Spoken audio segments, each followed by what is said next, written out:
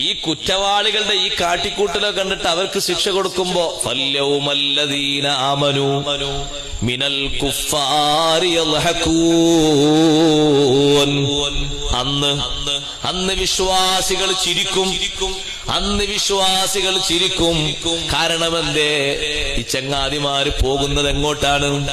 ഇത് ലാസ്റ്റ് ഒന്നാകെ പിടിച്ചു കൊണ്ടുപോയി ഇടാനുള്ളത് എവിടേക്കാണ്?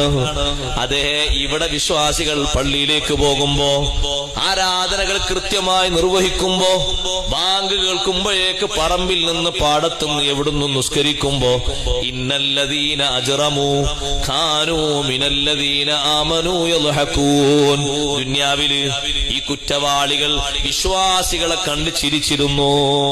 സാധുക്കളില്ലേ, എല്ലാ വെള്ളിയാഴ്ചയും എല്ലാ സമയത്തും ഇങ്ങനെ പള്ളിക്ക് പോകണം. ബാങ്ക് കൊടുക്കുമ്പോഴേക്കിട്ടേക്ക് ഒന്നുണ്ടാക്കി നിസ്കരിക്കണല്ലേ.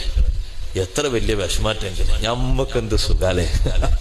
അവരിങ്ങനെ ആലോചിച്ച് ചിരിക്ക. ഇന്നല്ലദീന അജ്റമൂ ഖാനൂ മിനല്ലദീന ആമനൂ യദ്ഹകൂൻ, വിശ്വാസികളെ കണ്ട് ചിരിക്കാൻ. അപ്പൊ ആ ചിരിക്ക് അല്ലാഹു തആല പകരം ഒരു ചിരി തരണ്ടേ? അതിനാണ് അവിടെ ചിരി തരുന്നത്. അതിനാണ് ശരിക്ക് ഈമാനുള്ളവർ അവരെ പോക്ക് കാണുമ്പോ ചിരിക്കും. എങ്ങോട്ടായി ഓടുന്നത്?